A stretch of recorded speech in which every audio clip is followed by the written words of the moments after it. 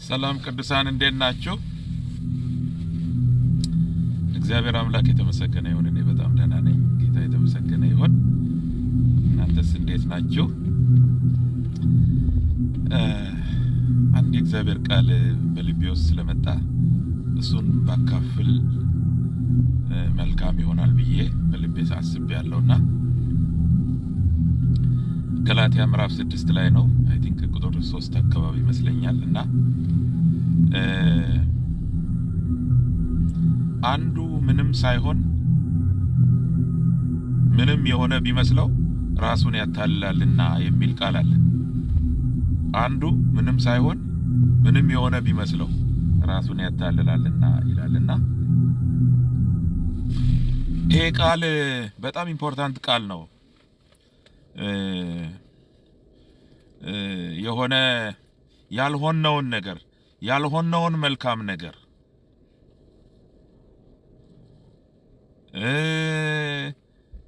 ያላደረግነውን መልካም ነገር እንዳደረግን ብንቆጥር ያልሆነውን መልካም እንደሆንን ብንቆጥር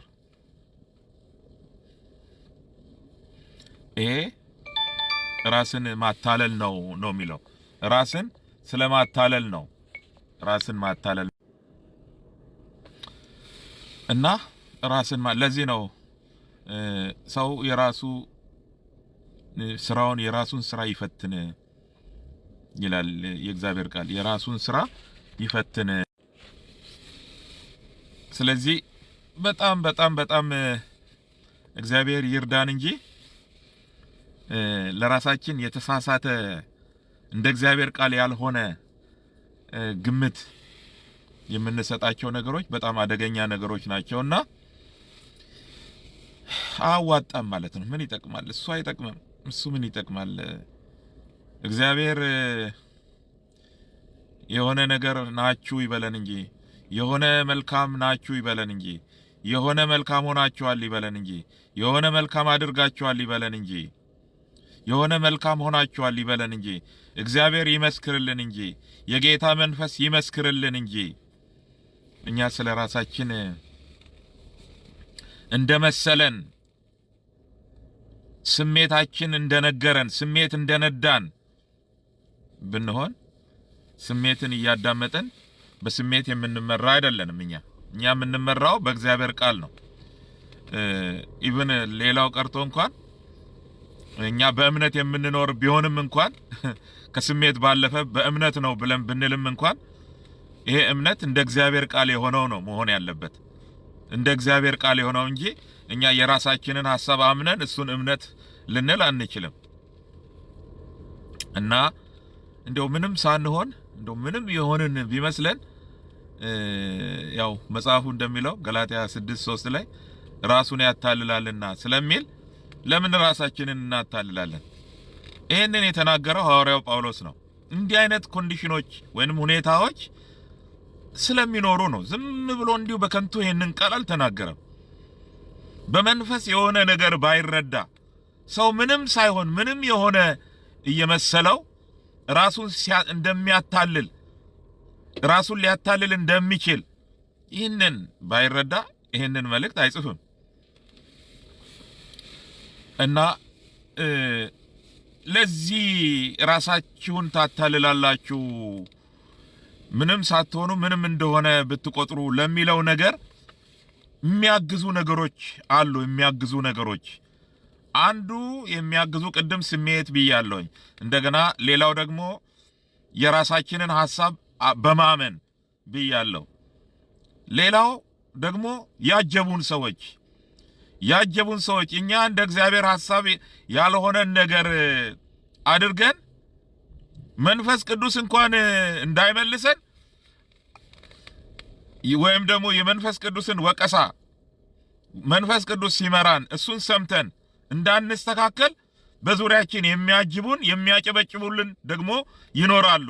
አጃቢዎች ይኖሩንና እሱ ራሱ አደገኛ ነገር ነው ማለት ነው። እና የሚያጨበጭቡልን በመናደርገው ነገር በመንሆነው ነገር ሁሉ በቃ ከኛ ጋር የሚስማሙ ይኖሩና በቃ ይሄ ሁሉ እንደ አንድ ከእግዚአብሔር እንደሆነ ማስረጃ ምስክርነት እንደሆነ አስበን እንታለላለን እና የራስን የማታለል ሰለባ እንሆናለን ማለት ነው። ስለዚህ ምንድነው ከኛ የሚጠበቀው? ማንን እንመን? መጽሐፍ ቅዱሳችን ከሰው ምስክር ይልቅ የእግዚአብሔር ምስክር ይበልጣል ይላል። ምን ማለት ነው? ከሰው ምስክር ይልቅ ከግለሰቡ ለራሱ የሆነ ግምት ከሰጠው ከራሱ ምስክርነት ራሱን ለራሱ መስካሪ አድርጎ ካስቀመጠው ሰው ምስክርነት ይልቅ የእግዚአብሔር ምስክር ይበልጣል። ወይም ደግሞ ቅድም እንዳልኩት ሌሎች አጃቢዎች የሚመሰክሩልን ስለኛ ቀጥል፣ በጥሩ ሁኔታ ነው ያለው፣ ጌታ ይባርክ ሁሉ ሳይቀር ማለት ነው።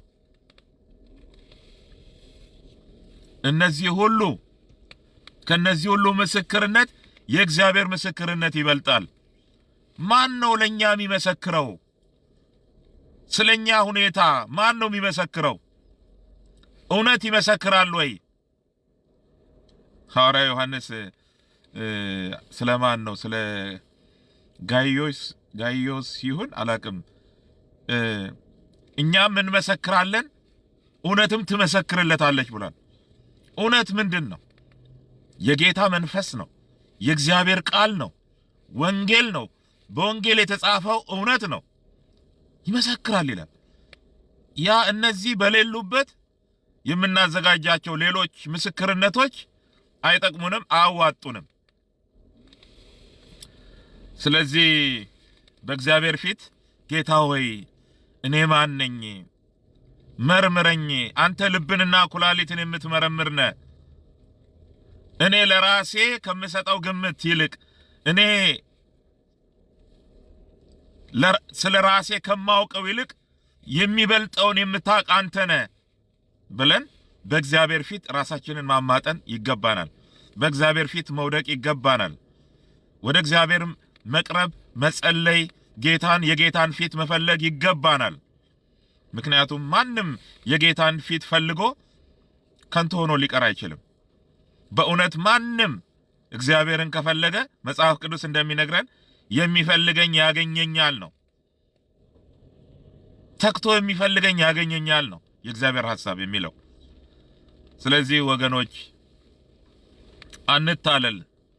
በሰዎች በሚሉን ስለኛ በሚያወሩት መልካም ነገር ምናምን እሱ አይደለም። ጌታ ይመስክር።